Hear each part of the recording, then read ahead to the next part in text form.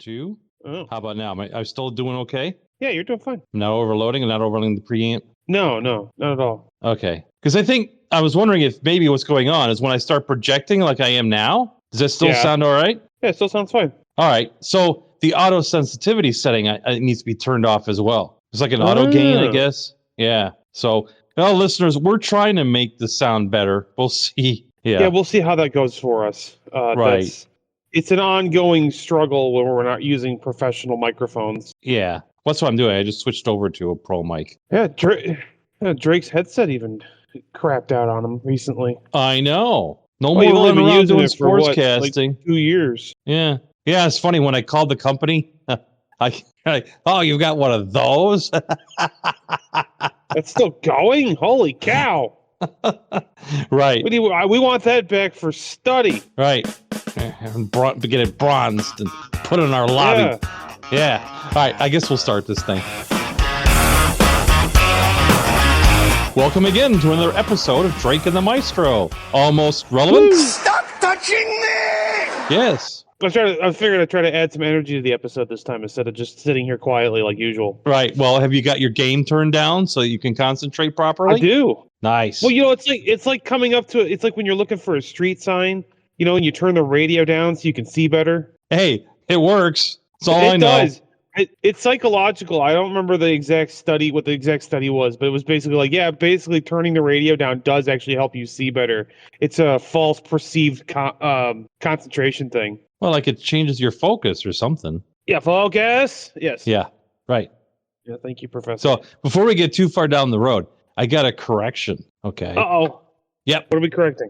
All right. Last week, I was saying that I found this album in the attic, Preston, the Omaha BBQ, right? Oh, yeah, Omaha BBQ. And we're talking about Billy Preston and then Preston. Well, actually, this is not Billy Preston, even though the guy looks like Billy Preston with a large gap in his front teeth.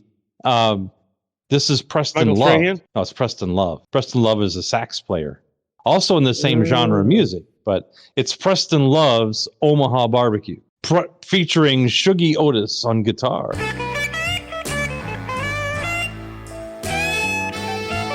Now, so you got, just like you have to know your Rosemaries, right? Because there's Rosemary Clooney, who is in White Christmas with Bing Crosby. Was she the mother of George Clooney? Or is it no relation? Aunt, I think, or something. Careful, I might have to get too far in. Need another correction.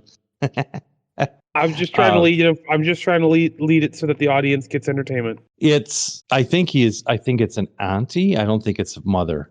Okay. I think. Okay. Like related, but not like directly. Yeah. Right.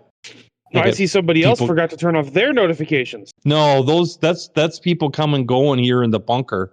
And so the dogs are barking. What can I say? That's what we're going with. Okay. Yeah. Because I got one of them. Yeah. Never mind. Yeah. So you've got your Rosemary Clooney, but then you also have Rosemary, who was in Dick Van Dyke. And her baby. No, that's Rosemary. Oh. Come on. You got to know your Rosemaries. And so Rosemary Clooney and Rosemary, two different people, both from the same era. So we have a Rosemary situation here with Preston.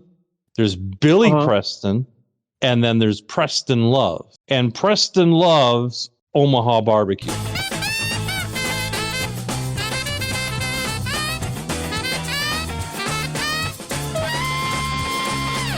Yeah, he does. Preston loves his Omaha BBQ. Right. Some guy named Preston really likes his Omaha BBQ. Yes, he does. And he got his buddy Shuggie Otis to come in and play guitar. And it is some funky stuff. It is truly, really good funk and soul and all that. Listen to you, and you can tell just by the track list. Are you ready? I'm going to read it right from the album. Yeah, sure. Why not? Track 1, Chicken Gumbo. Right? That's a good. Okay, that's not to be confused with your shrimp gumbo. All right, that's right, Bubba. And then there's Chili Mac. Ooh. Yeah. Track 3, Cream Dream. Are we a food podcast now? Maybe. Could be. Number 4 is Neck Bones. I've had some trouble. We've had a few stories about guys that have had trouble with some neck bones. Yes, we have. Get a 3-inch bone stuck in your esophagus from inhaling boneless wings. Yeah. Number 5, that was Kool-Aid. Ooh. And of course, number 6, the Omaha BBQ. It's spelled bar, BARBQ. Well, that's how that's spelled. Yeah. Well, BBQ. Whatever. Number 7 is hot cakes and sorghum. I think what he did is he just went to the local soul food I was gonna place. say, it sounds like he just went to the local soul food barbecue place. Just wrote down the menu. Right. Just asked Aretha Franklin for a menu and then just wrote it down and go, okay, that's what our track names are going to be. I'm just going to make some music to go with it. Right. Right. Yeah. Number 8, Shuggie's Chittlin Blues, which is actually pretty cool. And number 9, the last track on the album is Pot Liquor. Okay, then. I mean, it's spelled pot liquor, but you can't say it like, a white guy from New York. It's pot liquor. I mean, you probably should if we want to keep this podcast going. I don't know. Some days, Yeah. Some days are better than others. Some can sublimate, others can adjust. You know how it is. You know how it is. Yeah. Yes. So that was it. That's so just like you got to know your Rosemaries, you got to know your Prestons. So we're just getting that out of the way. Yeah. Yeah, and you have to know your time, but that's a whole different kind of Rosemary. Simon and Garfunkel. And when we were traveling yesterday, yes. Do you remember the Robo Senior and the little red mini SUV we passed? Yeah, the little Buick Enclave. Yes. Yes. Well, they're coming back. Were they still trying to get to where they were going? Apparently, she went to that one restaurant that has the really good catfish dinners. Is that the one? The ones that Red Bull you like so much? I don't know what you're talking about. From the Waterboy. Well, my daddy always said there's only one thing better than a catfish dinner, and that's two catfish dinners. Are you sure you're remembering the right movie? I don't know. Well, I'll put the drop in. Here. Only thing better than a crawfish dinner is 5 crawfish dinners. Yes. Anyway, she's coming back. And then you'll have to credit the movie. She stopped in behind us because we passed. She must have stopped in at that restaurant because they got Catfish Fridays. Yes. So on the way back, this little red SUV pulls out in front of me. Wait a minute, because you don't speed through town, right? You just don't. Right. So this little red SUV pulls out in front of me. Nah, it can't be. And so as soon as we get out of town, I go past, and sure enough, it's the same Robo Senior. Are you going to tell the audience that you thought you were convinced it was a distracted driver? And I was like, no, it's old. Well, I was going to wait for you to bring that up because I'm certain you would. Well, I figured maybe you'd want to volunteer for your admonishments instead of trying to hide them. I volunteered for the Preston. The rest is up to you. Oh, okay. That's how this is going to be. That's how it's going to be. You were convinced the Robo Senior was just someone distracted on their phone. And I said, no, that's old driving. You said no phone. And then we passed the lady, and it was Robo Senior. And I said, haha, see, I know my driving. I only see them all the time. Right. And now I have a load going to the land of the Robo Seniors. So that's going to be something. Oh, enjoy that. That's your penance for, Yeah. Well, where you live is kind of like Robo Senior Junior. It's like sounds like a secondary character in some kind of movie. This is Robo Senior Junior. Or the sophomore album from a band of some sort. Yeah. Well, it's the second. That's not the first album. It's the second album. Or maybe the band's name is Robo Senior and the album's name is Junior. I'm going out on that joke? No, we do reprise the song. All right. So, I hate that. At one person on YouTube that I follow that every adventure they start with so, and then the kids jump in and they say so, we're whatever. Like, stop it. I finally had to admonish them in the comments. And surprise. It's their shtick. Well, get a different. The next one I watched, they weren't doing that. Get a better shtick. So maybe they, because it's rather off-putting. You're rather off-putting. I am, right? And while we're on the topic, can we also stop saying "trust me"? It's everywhere. No, trust me. No, we really can't. Who are you, and why should I trust you? That's what I want to know. Why should I trust you? I'm no one, but you should trust me. Why? Because I said so. Trust me.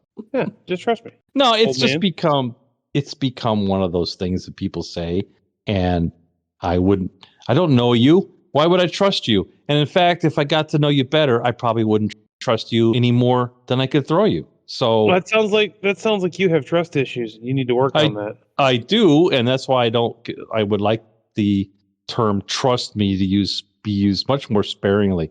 It bugs me because I see nice, it. It's nice to know what you want. I mean, that's always important. That's what this is about. It's about what I want. One of us is the measure of the universe, and it isn't you. So just remember that. Yeah, I'm gonna keep trying. Although I am the keeper of worthless knowledge, apparently. Yeah, so. You are that you definitely got that going for you, but it isn't the other thing.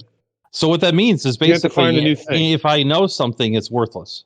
So that's right. Yeah, that's why I have all the important knowledge and you have all the worthless knowledge, which is why I don't say a whole lot during this podcast because this is a show about nothing, thereby making it worthless. Well, and now they got that cleared up. Yes, you were saying that it was Robo Senior, and I was thinking because of the inability to hold a consistent speed, or maintain, or in some cases Elaine. I was thinking, updating Facebook, maybe looking at something on the phone, that all important tweet, something. Right.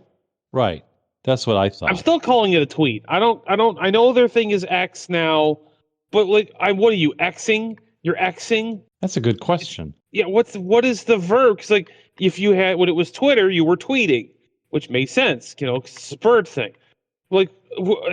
If it's X, maybe it's maybe they're Ying.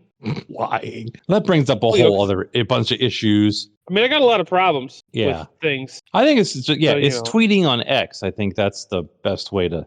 It's just like when the artist formerly known as Prince just changed his name to some symbol. Well, everybody just kept calling him Prince because what are you going to do? You're going to draw a symbol every time you need to refer to him? Well, hey, did you buy that? Hey, you got a piece of paper? You buy that new album from Draw the Symbol? Right, exactly. Or maybe you need, maybe he was hoping to sell Prince flashcards, right? Something. Every time you say his name, you can whip out a flashcard. You got a little necklace with the symbol on it. You just hold it out like a talisman. Point to it. Yeah. It just have you gotten that new album from? Points to necklace. I mean, he was a talented musician and he wrote a lot of stuff for a lot of people, like the Bangles and stuff. But the name change thing. The name change thing, no. I mean, it worked. We're still talking about him. I suppose. Yeah. Change your name to a logo. Well, I mean, it works for other brands too. They change their name to something stupid, and all of a sudden everybody's talking about them, and they got a bunch of free press. So that's just trust me. Yeah. That's. And while we're on, and while I'm just going off about sloppy script writing. I'm watching this other soap opera show that I'm just, I've been brought to a new realization that these drama shows that are like cheesy drama shows, that terrible. They just keep going and it's nothing but drama. I mean, I'm not talking about drama like Harrison Ford and, no. It's like relationship drama and nothing but. And that 3 episodes later, all that drama was for nothing, just like life, that the real way to watch these shows is to hate everyone. And it has to come naturally. You have to just immerse yourself in it and let the hate grow naturally. Because when you don't care what happens to them. Thanks, Emperor Palpatine. I'll keep that in mind. Well, happy to help. Trust me. Good. Let the hate flow through you.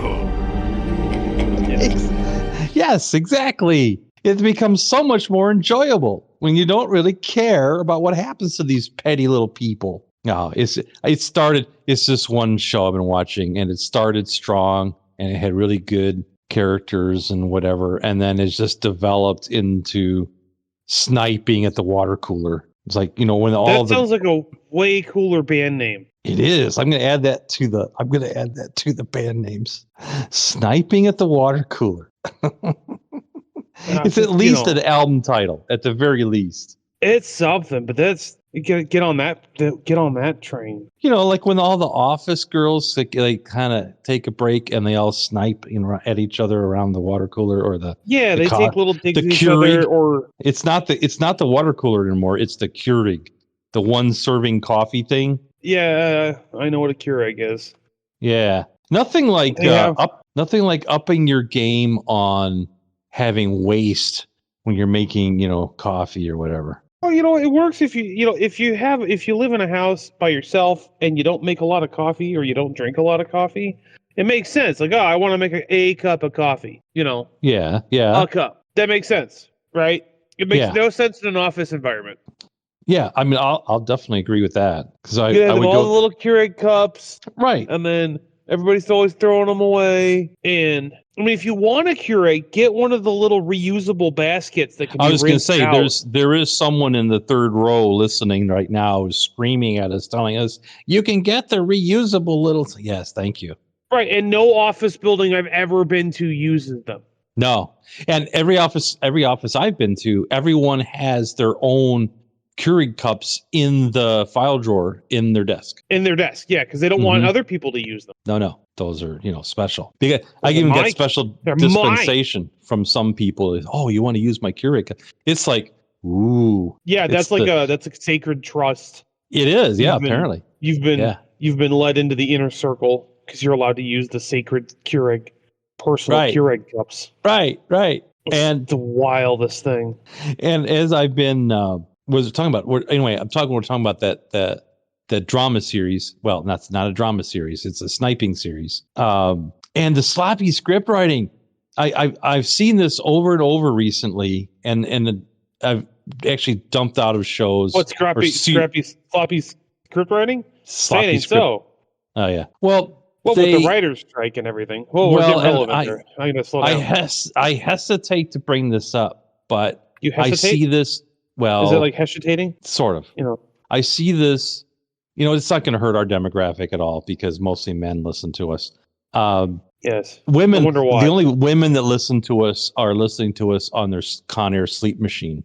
The only women that listen to us are the women that are related to the men that listen to us. Right, and they only listen. Or they're married to them to put themselves to sleep. Right. Well, it puts them to sleep while their husband is listening. It's it's a 2-for-1 deal. It's a twofer. Yeah, we're happy to provide the service. But I started looking at the writing credits, and almost invariably, these shows that use these cheap ploys in the script are all written by women. Which, what are you trying to say? I don't know what I'm trying to say. I think that's where they get, because I'm noticing that the interplay between all the female characters and all the drama and all that is very detailed and intricate, and the men just say things. So and whatever the gender says. And whatever Neil says. Right. But that might be true to life, right? Because women are talking and they have the emotional radar and all that, and we just grunt basically. So yeah, I saw a short form video of a guy on Facebook. And he was like, I need to say something to the men. And then it was just a few seconds of him hooting like a monkey. Perfect. Yeah, it was like, I had the overwhelming urge to start hooting with him. I don't, That is right on. That's about right. It's about how most men communicate. It's just autistic screeching, basically. Oh, yeah. Yeah, Tim Allen had it right. Yeah, oh, yeah. Yeah. We did that to a guy I worked with. When I worked at Burger King.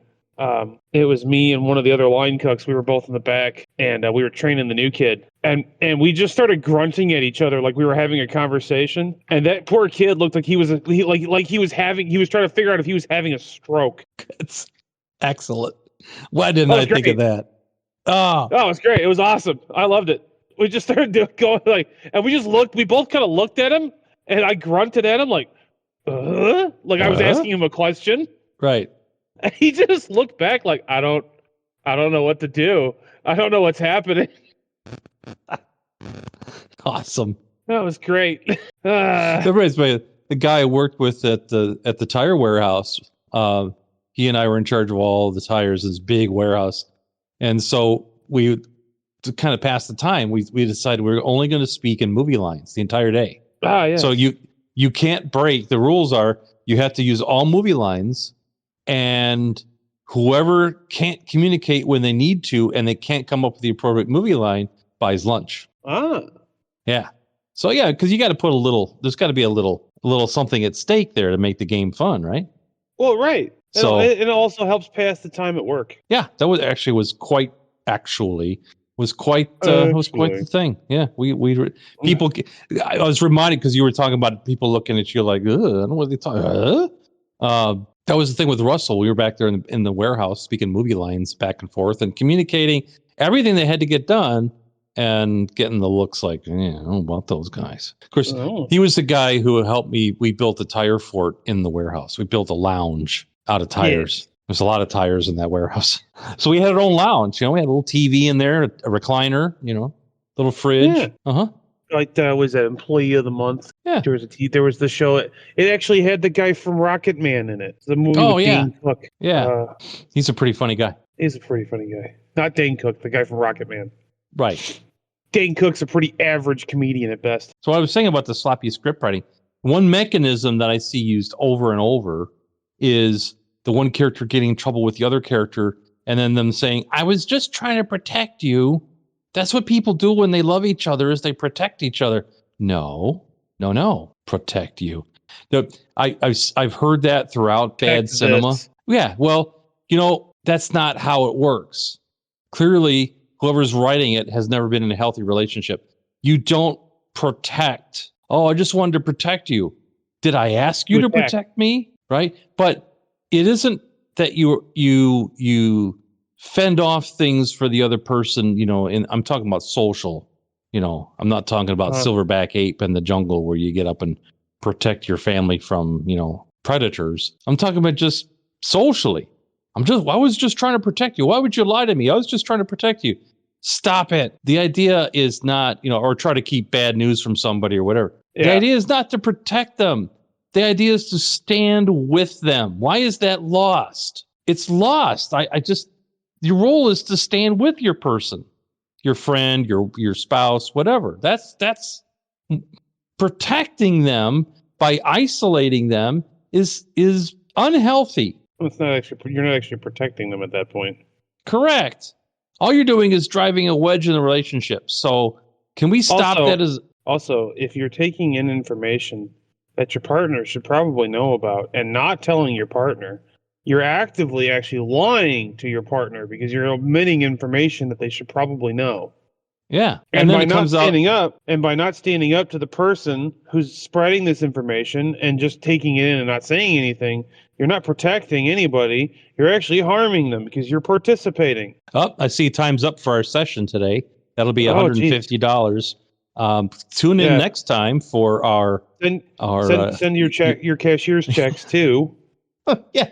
Bitcoin request. Drake and the Maestros couples therapy. No, it's just it's a trite mechanism of script writing to get the characters fighting, right? Yes, but I was protecting. Come on, I was just protecting you. I was protecting, it's really prolific along all these, shall we say, jungle produced dramas, right? They're just. Yeah.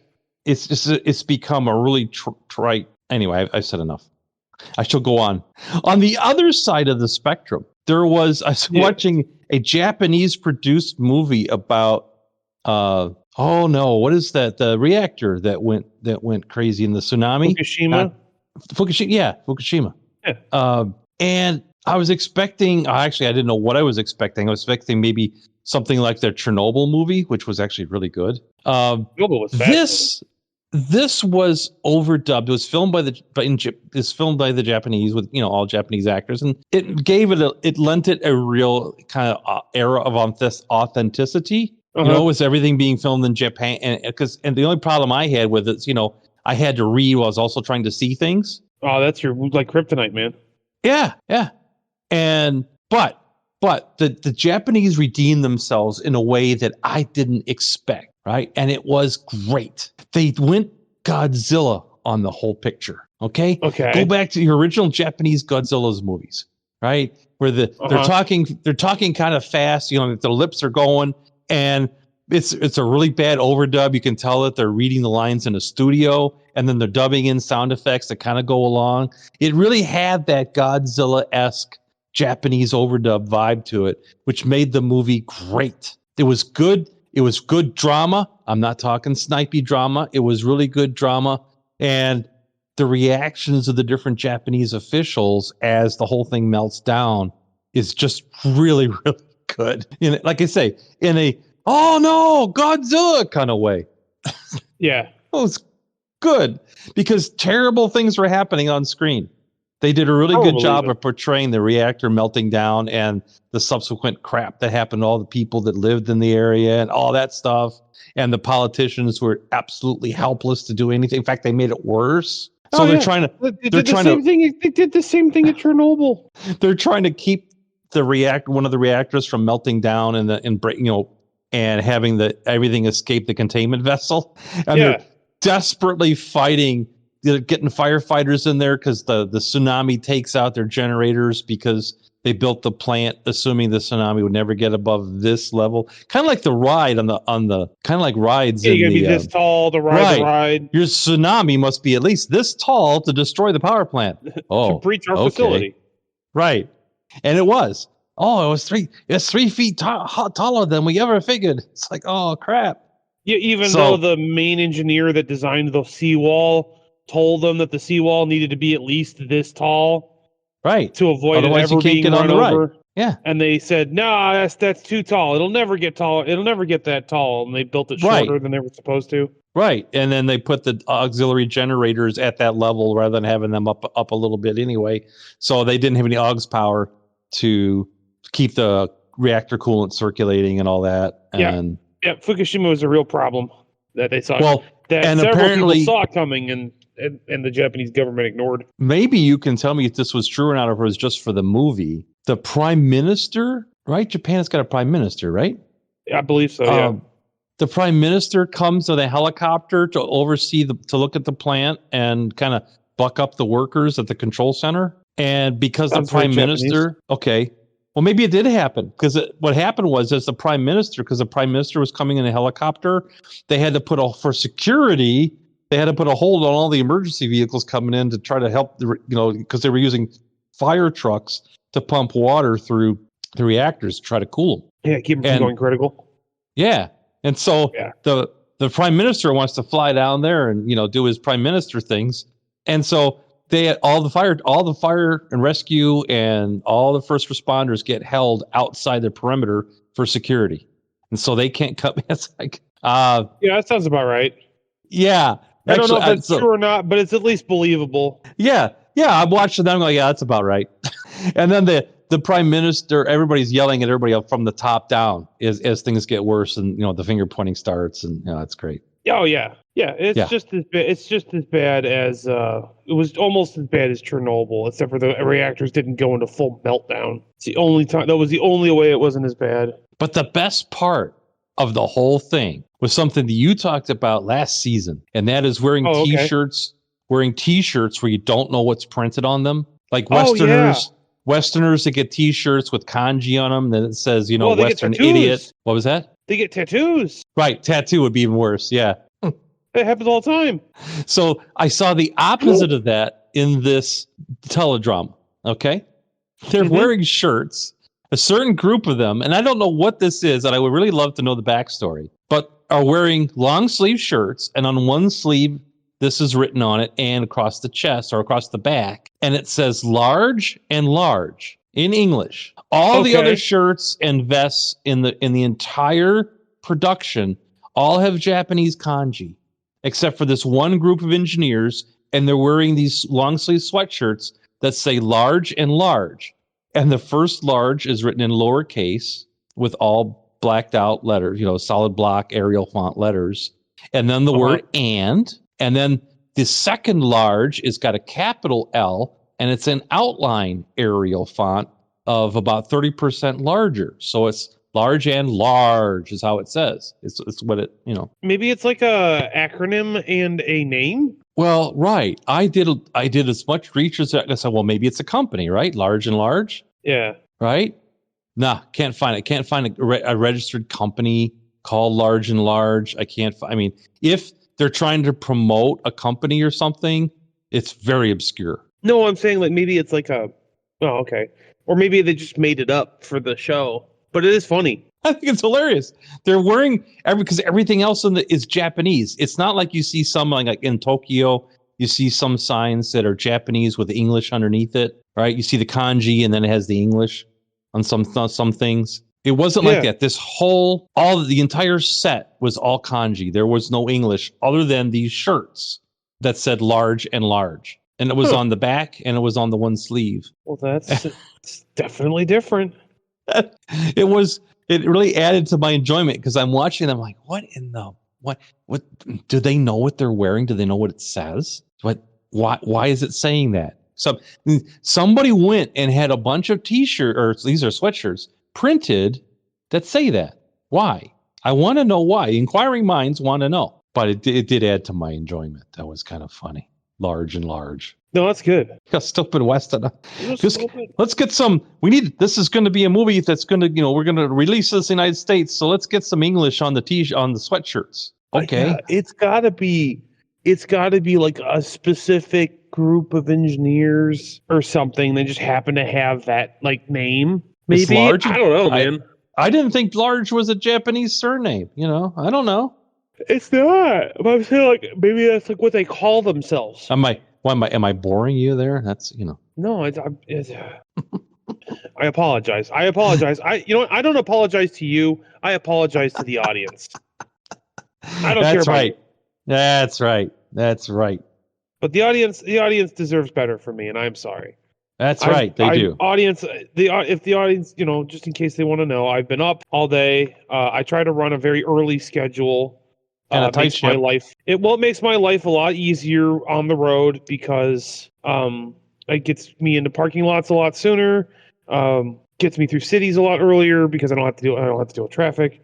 So I tend to be on a very, very early schedule. Yes. The problem is the Drake there tends to be on a very late schedule. Indeed, I do. So I have to, because he's the old man, I have to stay up later to accommodate him. And we appreciate that over here. Yes, we do. Pepperidge Farm appreciates. Yeah, a prefer? Yeah, it's my dentures. They get in the way sometimes from my ITs. Yes.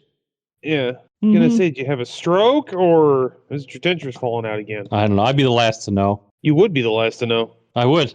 I just had to rely. You just had a stroke. Okay. Is it time for sweet rolls and coffee yet? Oh, good grief. Oh, maybe we should kick this thing in the head and put it down. No, I got to tell you about benefit. While I'm going through things. Okay. So if anybody out there knows about the large and large thing, I would really like to know because I really tried to figure it out. Tweet at us, whatever. Yeah.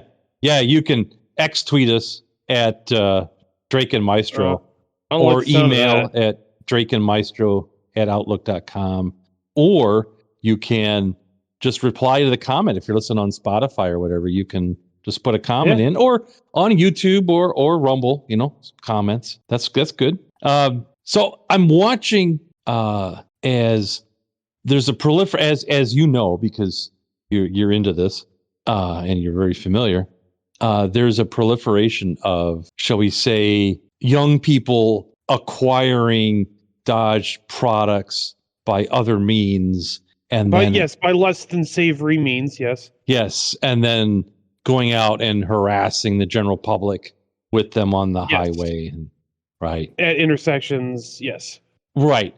And if you get one of those Hellcat things or whatever, you're going to outrun the cruiser, and you might even outrun the helicopter. You might even outrun the helicopter. And Motorola, because they can't stage enough cops fast enough, and then, you can get out and go hide. So I saw the other day, the cop answer to that. Clearly, they're getting tired of being outrun by these Mopar products. So what did they do? I saw a Dodge Ram. Well, I guess it's just Ram now, right? I keep getting that mixed up. Yeah, it's a Ram. It's a Ram TRX Intercept. Okay, then. Yeah, and it was awesome. You think, if you need an Interceptor, what do you want? You want all-wheel drive. You want ground clearance. You want, right? There's a lot of plus, but you want the horsepower to keep up. Yep. And I saw them use it. They were chasing. The reason I saw it is the other cops were chasing a Hellcat Charger and screaming by down the road. And right after it is a TRX with lit up with the strobes and everything. And it actually said Interceptor on the tailgate. They had, that's cool. Whatever. whatever police department, and it said interceptor. And That's the wild. problem that, yes, on paper and on a drag strip, that Hellcat Charger will outgun the TRX, but not in a street fight, because the problem the problem the Charger was having was putting all the power down to the ground. Yes, that is kind of what they're notorious for. Right. They have a really hard time putting the power down. Whereas the TRX is basically full-time four-wheel drive. Not basically, it is. It is. You can't do it. It's not four-wheel drive. It's all-wheel drive. It's all-wheel drive. Right. There is a difference. Right. It's all-wheel drive with like a lock mode and stuff like that. Kind of like the adventure van. It's got lockers and things like that, but it's full-time all-wheel drive. And so this guy was just having a bad day. I'm assuming it was a stolen, and you never know. They just could not. I was watching as much as I couldn't get away from the TRX. Just couldn't. Was trying to weave through traffic, and the cop in the TRX goes up over the sidewalk, through the ditch, back up. Had to been going 70 miles an hour. Yeah, doing what a TRX is designed to do. Yeah, and got up in front of the escaping Hellcat and just T-boned him right there. You're done. Set off his airbags and everything, and then 5 hours later, all the other cops show up. Right. Yeah. So that department has had enough of chasing people. It's like, that's it. There's That's right. It's it. We're just gonna get our own version. That's right. What's funny is that interceptor is probably a repo or a seizure. Oh, a seizure? Yeah, it could be. Yeah, forfeiture. Yeah. Yeah, a drug forfeiture that they turned into the interceptor. Like, hey, we can use this for chasing down other Hellcats. However they got it, I need to see more of it, because that's some good cop watching. That is. Yeah. Especially when guys trying to weave that Hellcat through the traffic, because it was a multi-lane deal with a sidewalk and a shoulder and then kind of a ditch, and then it kind of had like a berm where it swept upward, right? Mm-hmm. And cop just took that TRX and, like, he's not even weaving through traffic, just took it right off road, over the sidewalk, jumps the ditch, up the berm, around into the intersection, and T-bones the guy. Because they got like one of those big, it wasn't even a push bar. I think it was a Baja bar or something, right? One of those big, heavy winch bumper things, except it didn't have a winch in it. Yeah, it's a grumper, a grill guard bumper. Yeah, one of those. Big metal thing. Yeah. Oh, it was great. I wish I could go back and watch it over and over, because it was awesome. So for all you cops out there and departments thinking about what kind of car to buy next, more of that, please.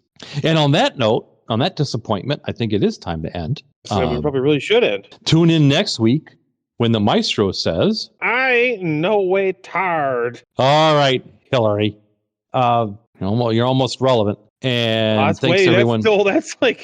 That's like almost a decade old. That's not even close to being relevant. Thanks for everyone listening on Spotify and iHeart and Apple Music and Amazon and YouTube and on your Rumble. Toaster. And yes, coming soon to a toaster near you, or the screen on your new refrigerator or microwave. And don't on ask us how it got there. We don't know either. And sleep machines everywhere. Thank you. And a special shout out to the CIA listening post. We know you're still there. Thank you. Thank you. And of course, shout out to all the military people. Thank you. And we'll see you next time. Adios. Adios. Adios. Adios, muchachos, caballeros. When you get out of here. Went and drug one of my Audix.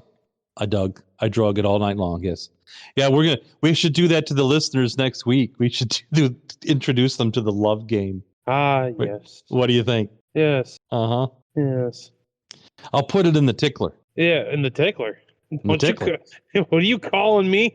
The tickler. It's like a really bad Batman. It's an almost relevant. I was gonna say it's a really villain. bad Batman villain. Yeah, it's perfect for us. It's almost relevant Batman villain. The tickler. Yeah, the tickler. What's he do? He just tickles you. Well, it's in the name. It's in the name. Yeah, real simple guy. He just tickles you. Oh, okay. What was I putting in the tickler? Love game. It's a love game. Yeah. I just want to know what the tickler was. The notes. A tickler. Oh. Okay. A tickler in sales is you tell yourself, hey, I want to call this potential client on such and such a day at such and such a time or whatever. And you have a file, you put it on a card, or you're writing a book or whatever you do. And that's your tickler. So you go to your tickler and you say, okay, what do I got today? And these are the clients that I'm going to call today. Gotcha. Or contact or drop in or bring them a tin of cookies or whatever I'm going to do. You know, that's the Shoot tickler. him in the head. Yeah, I got it. Right. That's your thing. Yeah, Assassin's Creed would have that kind of tickler. And it's like, who am I going to kill today? So that's what that is. Just keeps you front and center with your clients. That's what you want to do. That's what your tickler is for. I'm sneezing and yawning up a storm there.